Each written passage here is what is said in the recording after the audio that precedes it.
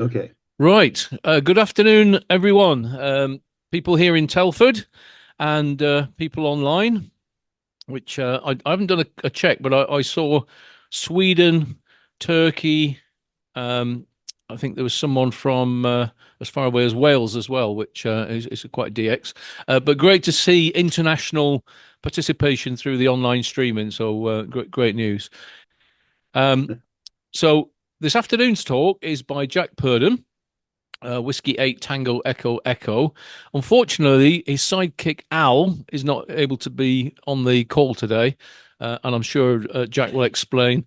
If you've got any questions that he can't answer, he'll pass them on to Al, and you may well get an answer via the ether something. Anyway, we'll sort that out. So I'm not going to waste any more time introducing Jack because he's going to do that himself. So over to you, Jack. Okay. Thank you very much, Steve. I'm in Cincinnati, Ohio, and it's in the morning, but not early. And Al is in Michigan with a family event. He just couldn't get out of it. So I apologize for that, and so does Al. The sad thing is, Al's the double E brains behind all of this. And I just know enough to get in trouble. So if you ask questions and I don't know the answer, I will ask Al and try and get you an answer later on. If you would copy that question to JJ Purdham at Yahoo, um, I'll see that it gets passed along to Al. Okay, myself, I got my novice license in 1953, and I got my general in 54. And let's see, I got my extra in 2017. So I've been continually licensed since 54. Always have loved the hobby. When I retired in 2009, I found QRP and I just fell in love with it. So that's what was the issue or the instance of starting all of this. Anyway, the picture that you see on the screen right now is the version 11 of our radio. And I just want to point out a few things now because I'll back reference them as we go through the talk.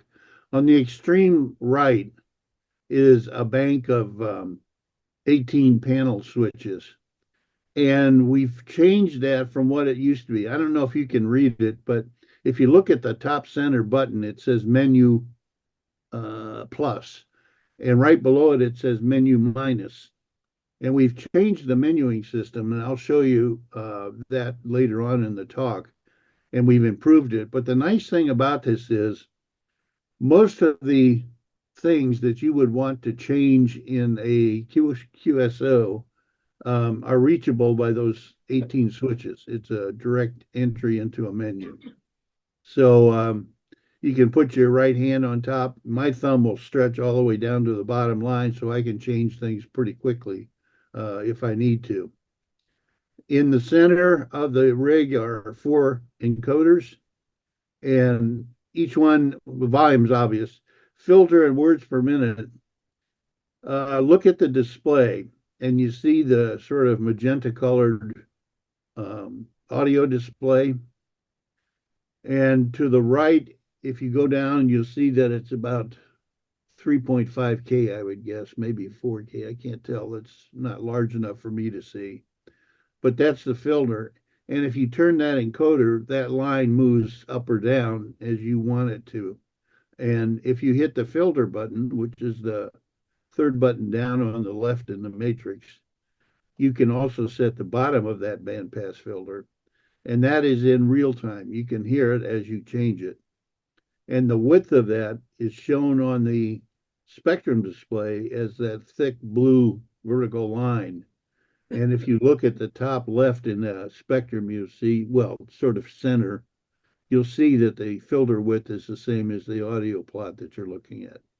So that we'll have call outs on that shortly, but I just want you to realize that the volume control, filter, and the center tune and fine tune are all in the center. They each have their own encoder.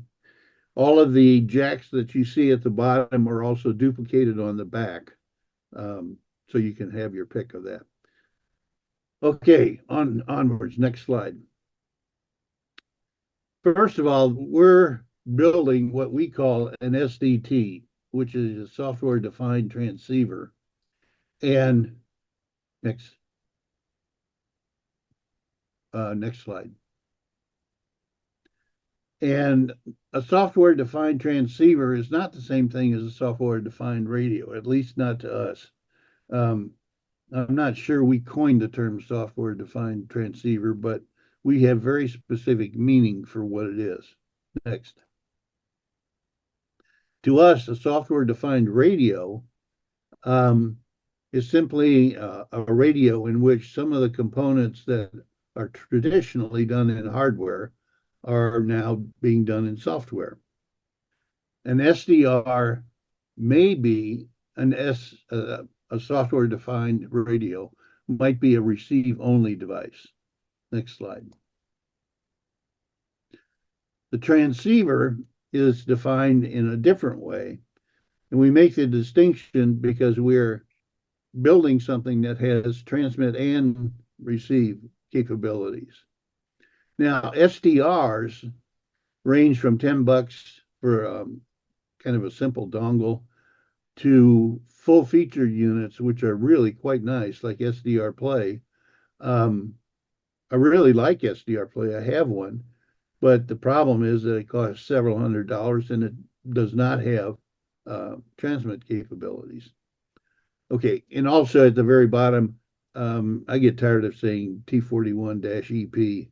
The EP stands for Experimenter's Platform, and I'll talk more about that later. Next slide. Okay, what advantages do SDR radios have? Next slide. First, we can replace expensive hardware components with software in some cases. I was trying to think of the name of it. Yeah, anyway. Oh, the G90, the Xiegu G90, for example, is a very, very good transceiver priced around $450. But the problem is it has an 1.25" screen. The other problem is that the maximum bandwidth on it is, as I recall, 25 kilohertz. And if you're in a contest, it's nice to have a lot bigger bandwidth than that so you can kind of hunt and pounce when you see signals. To do that requires a faster ADC and DAC to control the incoming signal and then process it. So what we did was we kind of threw out the built-in DACs and ADC and DACs on the Teensy, and we went with more expensive components that have a higher bandwidth. We could go even higher. Some of these DACs cost $60, $70 a piece, but one of the goals was to keep the transceiver relatively inexpensive. Next. This is both good and bad. We've found that having the ability to improve the feature set has been a source of issues, because what happens is, and we've encouraged this, is we get people who know software quite well and they go in and change it, but they break something along the way. Others improve the software beyond what we're doing. And I see Greg Raven I think he's in Florida, has developed his own code for his version of the T41, and his software is excellent. So he calls it the T41 EEE. So if you look on our website, by the way, let me give you the website. It's just software controlled ham radio. Just look that up. Software controlled ham radio. We have about 3,200 members now, and it continues to grow almost daily. And all of them are making contributions of one sort of another. Okay, next slide.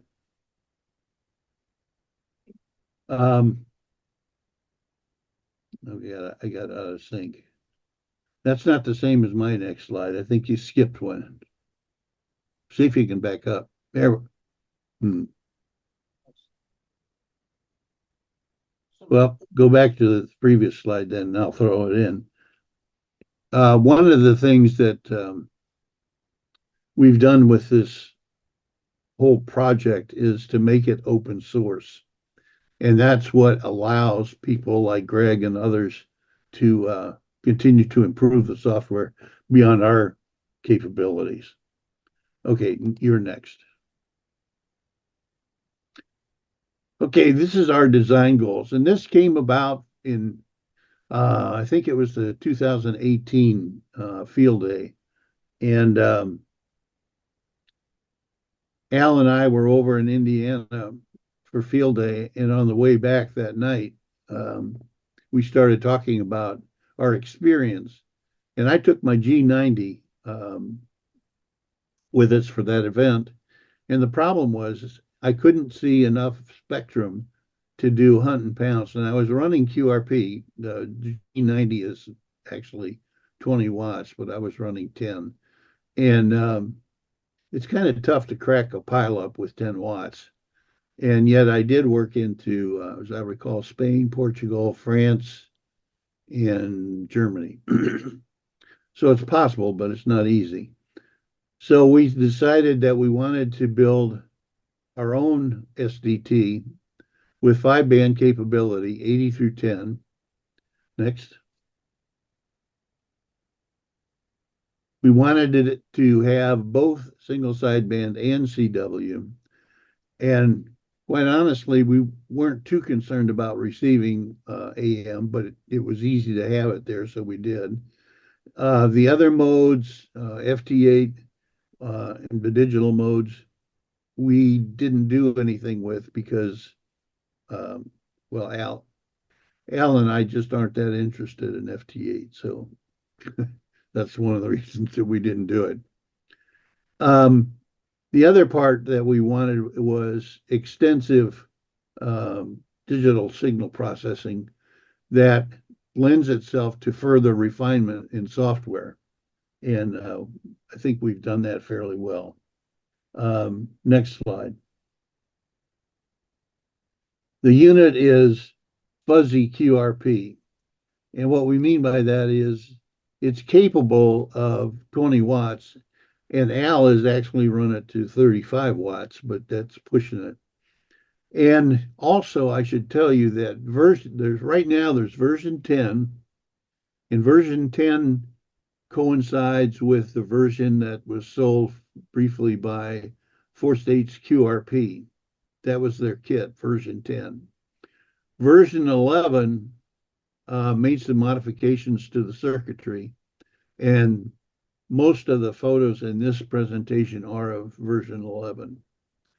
But the version 11, 20 watts was stretching it. As you go up, we were using IRF 510 chips for the amplifier.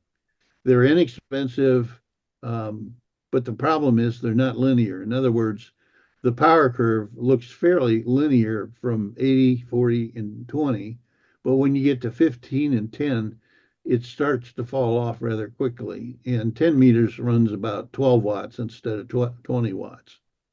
So we wanted it to be user selectable from 1 to 20 watts, and that way someone who wants to run a contest that limits power to 5 watts or 10 watts can do so. Next slide. This is one of the real demands that we had that separates it from a number of SDR radios, is we wanted to have a display large enough to make it effective and do that without dragging along a PC, a laptop, or a tablet. So the T41 is standalone in that sense. It needs no other external processing power. Next slide. Okay, trunk portable, or what you might call boot portable.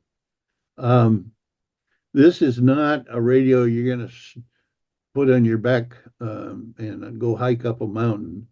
And the reason for that is the radio itself isn't that heavy, but it needs a fairly robust um, heat sink. And ours, I overkilled. I probably put a 4 pound heat sink on mine, but it's not easily transportable. This is a kind of piece of equipment where you throw it in the boot and go to a friend's house or some cabin or something and haul it out of the trunk and use it there. So it's not meant to be a really portable radio.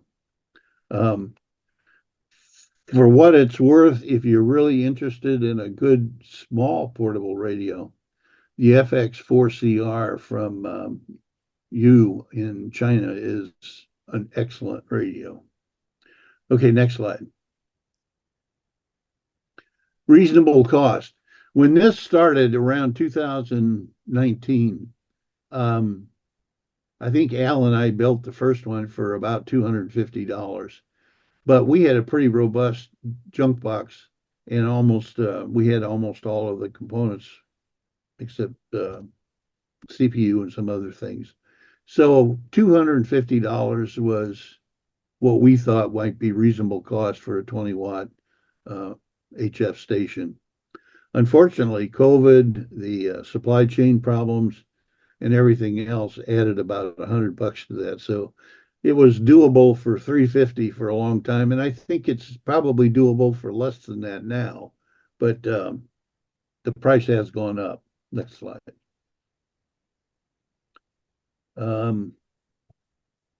Open source.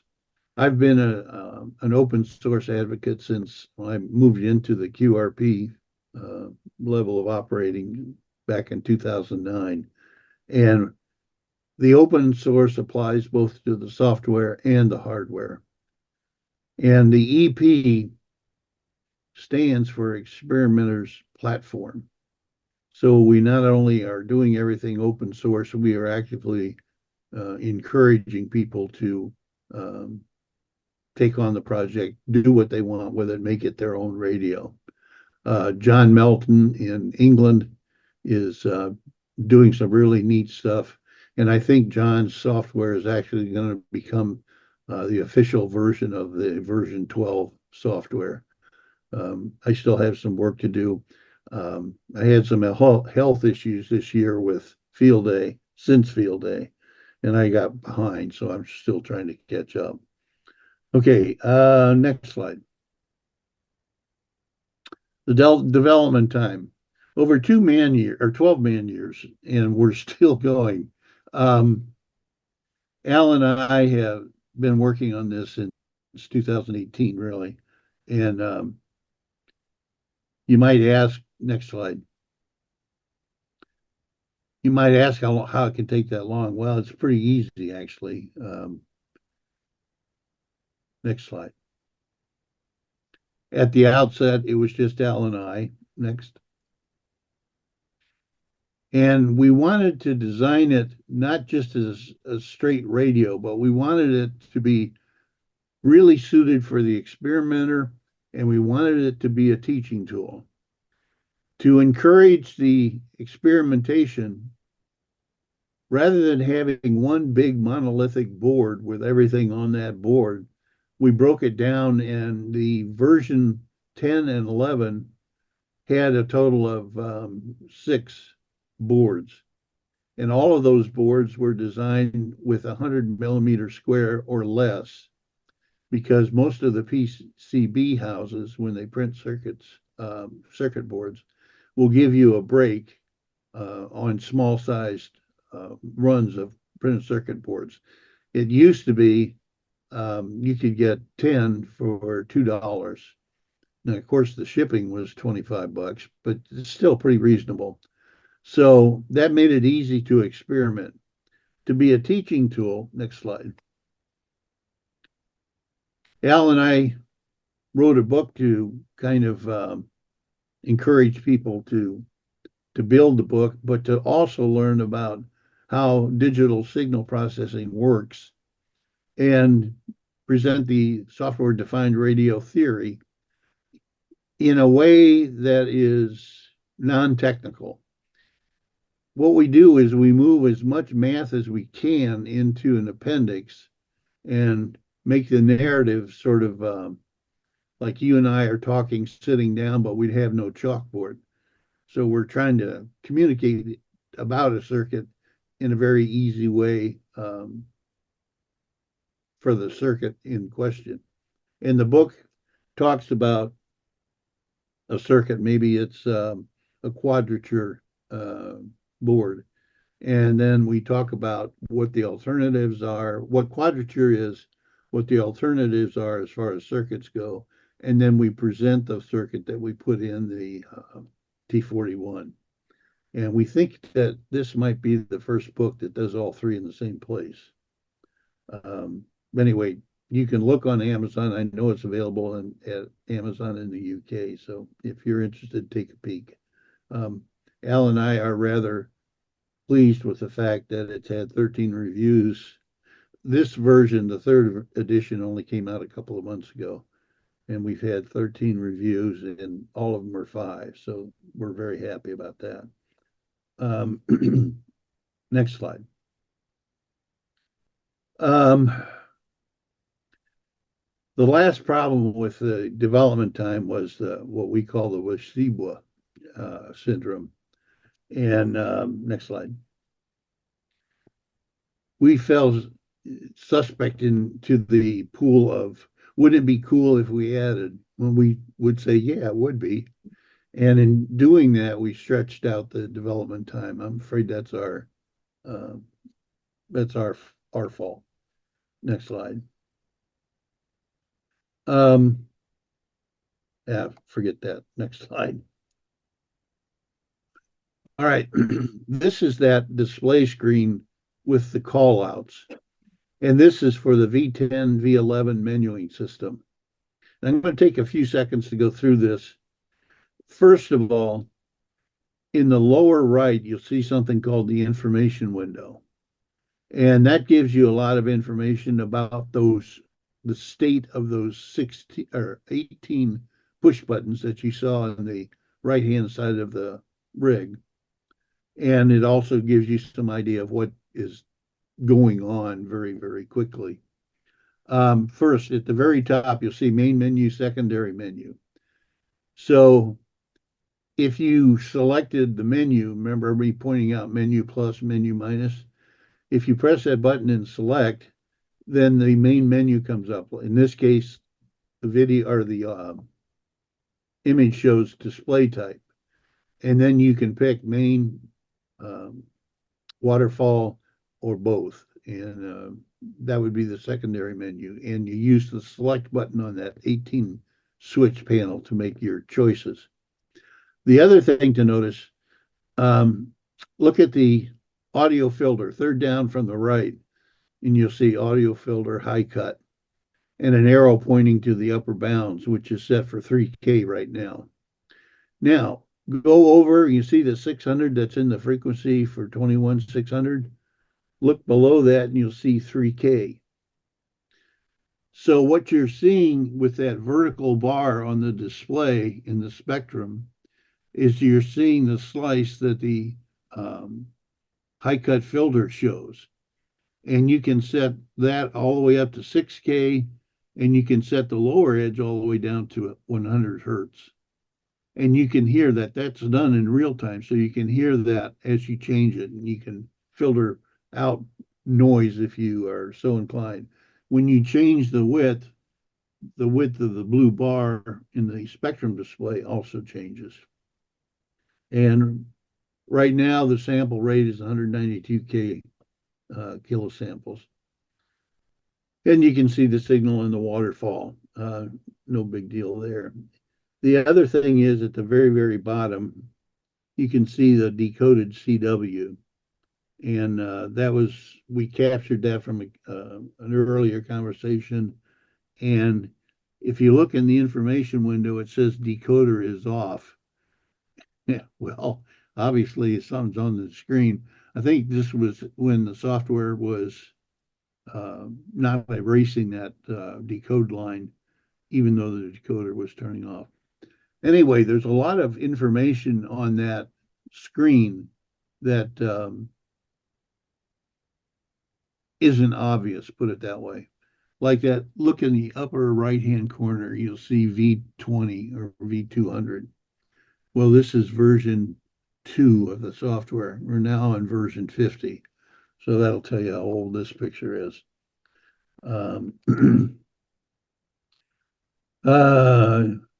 Next slide. The original version was called V10, and that was done mainly for the 4-state QRP people. And we made changes in the software for version 11, and we made it so that it was retro with version 10. In version 12, we've made changes in both hardware and software. A lot of it was done by Dr. Bill Schmidt, K9HZ. He's a double E, just a brilliant guy. And we've adopted a lot of his changes and other people on the website who have contributed. Next slide. One of the changes that Bill suggested was a new power amp that he designed. And that allowed us to remove the boost buck converter that we needed for the power for the IRF 510 power amp chips. He's replaced those with, I can't remember the number, new power amp chips. And the amplifier, he has a 20 watt and 100 watt versions. And the amplifier is very robust. You could take his V12 with his amp and plug in a key and a dummy load and key the transmitter up, get it tuned, and then just put a brick on the key and go away for 2 weeks. And he's done this. He's had a version running with a brick on it for 3 months, and it's still running. So he tests the software and he makes really good stuff. Next slide. There's the chip, the RD16HHF1 510. And that power curve is linear. In other words, we've also expanded the coverage. I'll get to that in a minute. But the power is a good solid 20 watts all through the spectrum that it can transmit on. Next. Another thing that we did, we got rid of the boost buck and we merged a lot of the circuits that were on. Like we had a separate board for the quadrature detector, and we merged that into a board that we call the RF board. And Bill and Al decided to do that so that the oscillator chip, the SI5351, was on the same board where it was needed, and there's no stray transmitting of power across that. Next one. The changes in the main board and the RF board and the chip changes allowed us to expand the coverage, and we can transmit now on 160 through 6 meters. And as far as I know, I'm not sure about 6 meters, but I'm pretty sure it's 20 watts across the entire spectrum. Because of that, obviously, we had to make some changes in other boards as well.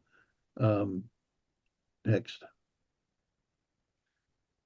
This is the low pass filter board, and all of those are 5-point filter passes for each of the bands. And the advantage here is the way Bill's designed it is you only need to populate the bands that you're interested in. I populated all of these mainly just for testing purposes, but you can pick and choose what you want. Next. This is a block diagram, and you can see by the color codes in the upper right where the signals are. RF signal comes in. The quadrature sampling detector changes it to the I and Q phases. And then we are dealing with audio signals through that. And then after it passes through the ADCs, we switch over to digital, and all the software is done by the T41 that you see there in the sort of left center. And then you can follow the rest of the diagram out through the DAC, preamp, the power amp, modulator, RF driver, PA, and then the low pass filters. Next. Oh, that's a duplicate slide. Sorry.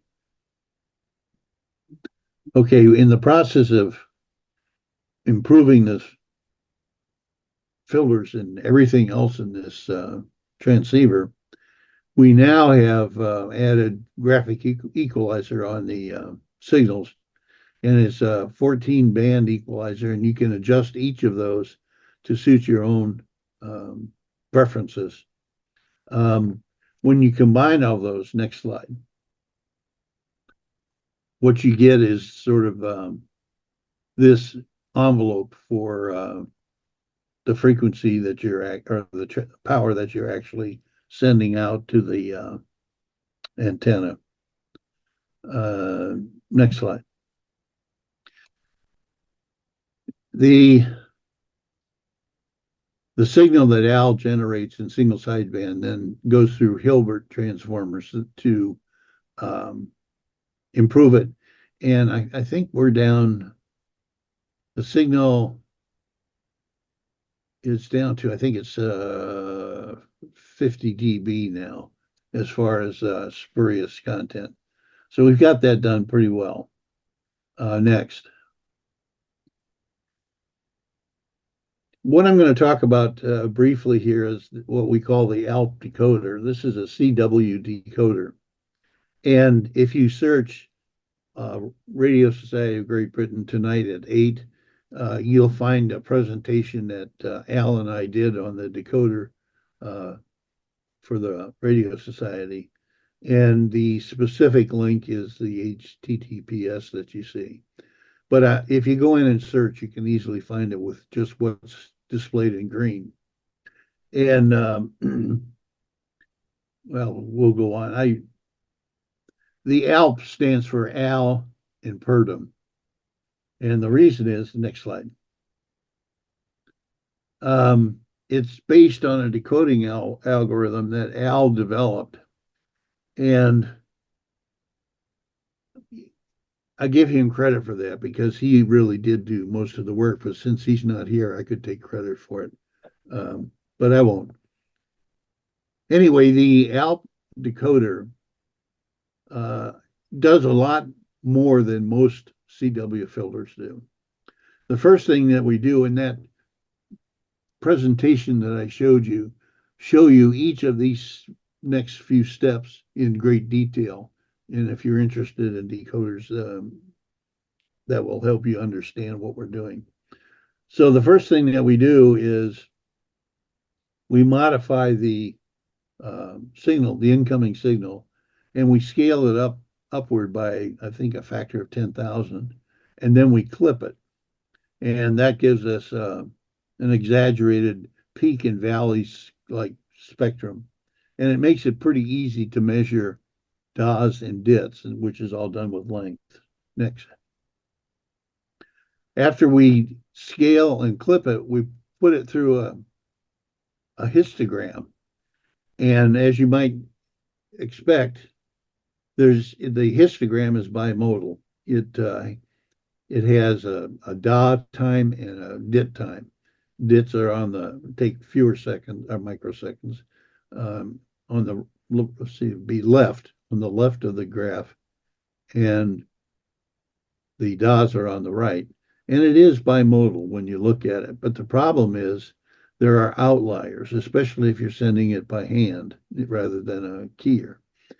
And so we constantly track that. We track that in real time. We generate a histogram on each signal as it comes in. Next. When we get that histogram completed, we pick a frequency that's sort of in the middle. And that frequency that we pick in the middle is the hypergeometric mean. And anyone who knows statistics knows that the hypergeometric is very good at discriminating outliers. So it allows us to compress sometimes a fairly distributed signal path or signal length down to fairly narrow bands. And then we pick a value in the middle, and that becomes the division between the time for a DIT and the time for a DA. And that really helps because then we can correlate what we're seeing against a sine wave. And because we converted the incoming signal to a sine wave. And if we get a correlation that's above 0.15, we call it a meaningful signal, not noise. Next. Then we use the Gortzel algorithm to process that. And if you would look back at that first diagram, we're not going to do it now, but in the YouTube video, you would see that there's two lines where we fit the 750 hertz signal coming in between, and then we tune based on that. Next. There it is. Sorry. If the signal fits, if you look, those two vertical lines are, I think, about 100 hertz, and it's centered on 750. So when we get that peak in there, we can apply the decoder. And the decoder, because we're updating those histograms constantly, it only takes the decoder about a second, maybe 2 seconds, to catch up with whatever is happening. In fact, it's sensitive enough that if we watch somebody and you can tell using the decoder whether they're using a straight key or a bug or a digital keyer. And if they're using a hand key, you can actually see in a long QSO, you can actually see them get tired, and you can watch their code speed drop. It's kind of cool. Okay, next, please. So anyway, the final pass of this thing is once we've got the DITs and the DAs, we don't know what letter we're looking at, so we do a binary search. Next. And the search tree tells us what we're looking at. So in the middle at start, if I hear a DIT, it goes off to the left to the E circle. And if there's a space that's long enough for a pause or a break in the code, we know we've decoded it an E. But if the signal length or the next atom comes in before the spacing, then we know we have an A. If we get another DIT, if you'll know, DITs go to the left, DAs to the right. So if we're at A, but another atom comes in quickly, then we slide to the left and we get an R. So now we're listening to DIT, DA, DIT. And if another DIT comes in fast enough, we slide down to the L, and that forms a complete letter. And we can tell by its index where it fits in the display. And at the bottom, we can read that L value and go to, where is it? Oh, yeah, 19 would be the value. And if you looked at position 19 and went up to where the string is, you would see the L. And that works very, very fast. And it does a good job of decoding things. Okay, next.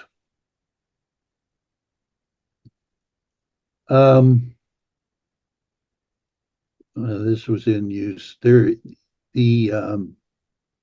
URL on YouTube actually has a sample of the decoder running on both W1AW and also not W1AW. And the reason I point that out is W1AW is perfect code sent by a machine. And the problem is in doing CW decoding is no one sends perfect code. And in fact, on W1AW, if you're listening to speeds below 18 words per minute, it's sending out Farnsworth adjusted code. And Farnsworth is a learning process or a different way of sending code. Essentially, there's some software by G4FON for people who want to learn Morse code. And what he does is he has you set up two parameters. The first one is what are the words per minute speed that you'd like to listen to when you learn Morse code. And let's say you say 30 words per minute. Then, because you're just learning, it will ask you what kind of a Farnsworth delay do you want. And you might say 5 words per minute. So then his software sends code where the letter is sent at 30 words per minute, but the spacing between letters is 5 words per minute. And the point is the Farnsworth method for learning code forces you to quit counting dits and das and listen to the rhythm of a word or a letter. And believe me, that's the way to go. I learned it the wrong way, and that G4 FON code is really, really useful if you're just learning it. Okay, next slide. Another feature in version 12 is what I call Who's That? And this is really popular on a GOTA station during field day. And what you do is you have somebody operating the radio who doesn't know ham radio, and they're talking to somebody. And not this year, but the year before, somebody was talking with, I think it was actually someone in England. It was either England or France. And the first question that they always ask is, where are they? So I added something that's called the bearing push button. And what it is, you type in the prefix of the station you're talking to, like you can see in yellow, 9M2. And in the code, I think it's 418 entries in a database of call stations. And part of that is the capital city of that prefix. And it gives you coordinates. And you've already set up where your coordinates are in terms of longitude and latitude. So then when you press the select button, next, then you find out that it's the country you're listening to is West Malaysia. And if you have an antenna and set it to 350 degrees, you're optimized for the capital city of West Malaysia. And the distance is 7,238 kilometers. The interesting thing about this is this world map, this azimuth map, is centered on Cincinnati, Ohio. Can't remember I'll have to post it. But there's a guy who has software where you type in your coordinates in terms of longitude and latitude, and then he generates this map that you see on the screen. And you save that as a bitmap. And the T41 has provisions for up to 10 different maps. So you might have one for your home in Cincinnati. You might have another one for a friend of yours who happens to live north of Toronto, way up there. And I have a friend who lives in Hawaii. And I can center this map on all of those different QTHs and draw up a azimuthal map of what optimizes the signal strength to that particular location. Anyway, that's kind of a gee whiz thing. Um, it also, believe it or not, I think it makes a difference because I wanted to work a park, and my antenna is a fixed antenna. It's a end-fed half wave, and I can do um, countries like Australia and Africa and Europe pretty well. I've got almost no South America contacts and no Asian contacts. And the reason is because the way that antenna is oriented. So if I'm working for WAS award, I might want to take that antenna down and position it so that I can work the stations that I'm missing right now. I don't do much for Texas and the Gulf Coast. It's just not oriented that way. Okay, next. This is the new menu system that we've done with V12. And on the left, at the column starting with CW options, are the main menu choices that you have: CW, RF set, VFO select. VFO select, um, if you remember the green frequency number at the top of the display, well, next to it was VFO-B. So this VFO select lets you pick the A VFO, the B VFO, and then there's also a split setting where you can listen on one frequency and transmit on the other. So all of the main menu choices are on the left side of the screen. And at the bottom, you'll see Bodhi. And Al just added this. The T41 can do Bodhi plots.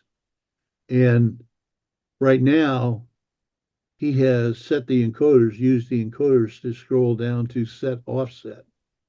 And because that requires input from the user, we jump it up to the top of the screen where you can use the encoder again to set that offset to the value that you need, and then press select, and it will go off and do whatever plot you selected next. And this is the output of the Bodhi plot. It can give you information for the filter boards that you have in the system. By the way, this is a new box that Al printed up for me. And it has a 7-inch display rather than the conventional 5-inch. It's very nice. Next. Tentative packaging. You can make it portable, but probably not backpackable.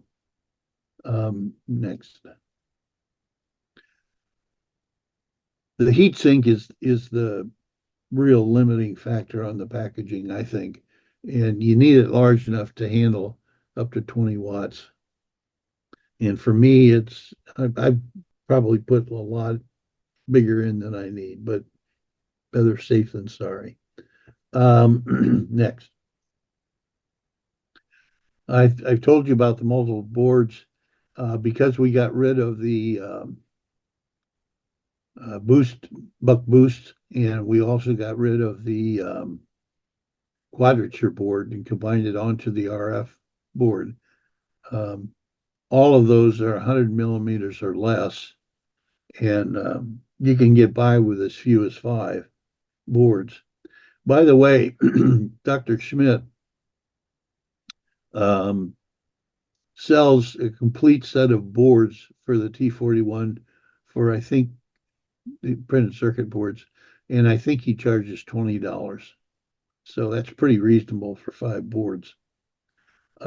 Next. There's lots of room in that case that I just showed you.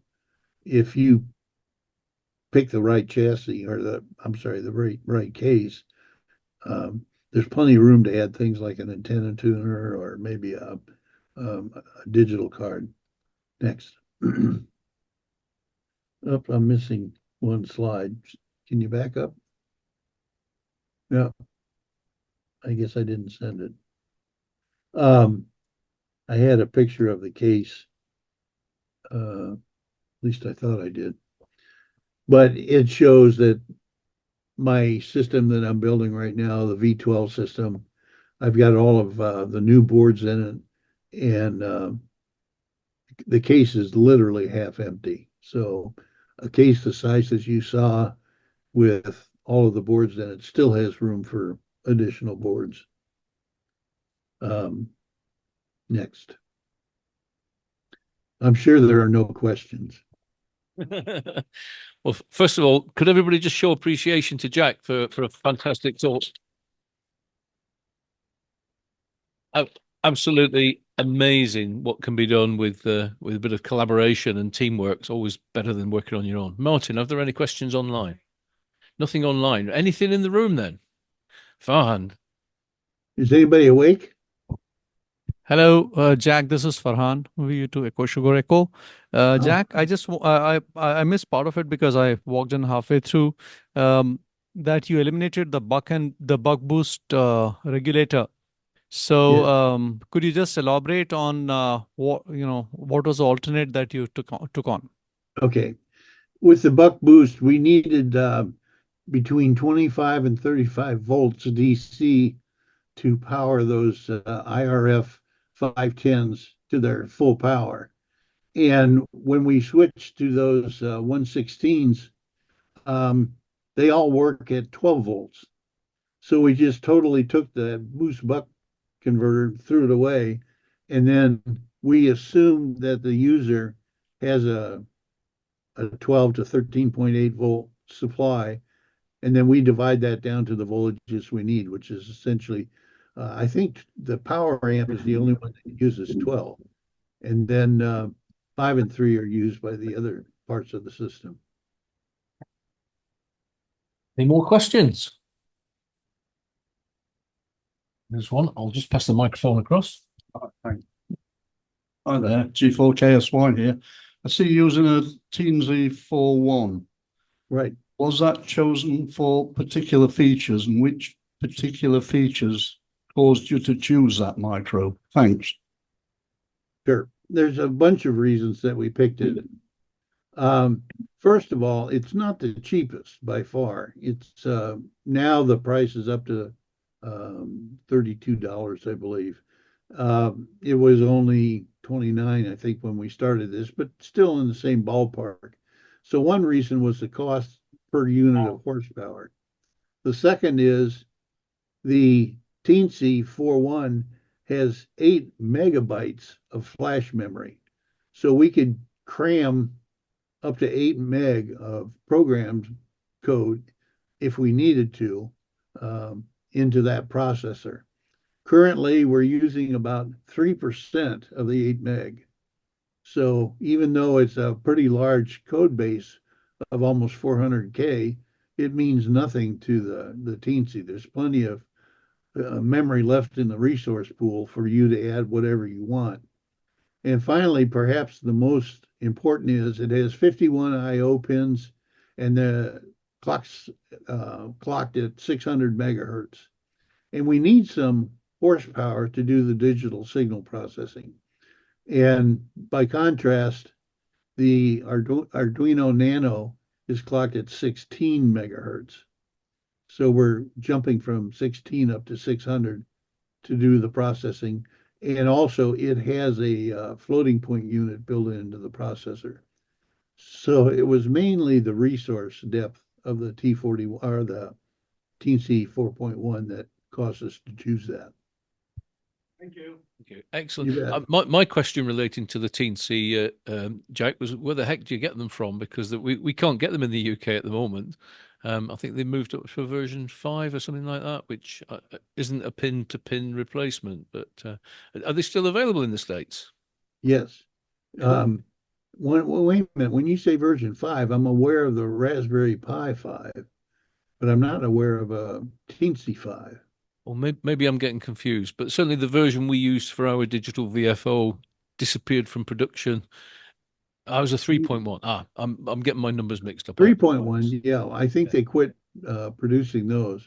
Yeah. But PJRC is the name of the company, and Robin is the one who processes the orders. And oh, what's the guy's name? I'm drawing a blank. But as far as I know, they still sell the 4.1. Oh, it's very pertinent because we're doing some development in that area. So cool. Okay. I'm conscious of time is moving on and people are looking to hit the road. So are there any final questions with Jack before we call it a day? No hands are going up, nothing online. In that case, it just remains me to say, first of all, say thank you to Jack for a terrific presentation and to our other presenters early in the day, Hans Summers and Philip Miller-Tate, and to all the Telford team who made this possible, which is, the QRP Club, we pitch up here and do our thing. There's a lot of heavy lifting done before we arrive, and we're very appreciative of that. And I hope you've had a great day. Hope you've got your super sprats and such like. And hopefully we'll see you all again next year. So 7 threes from me and safe journey home.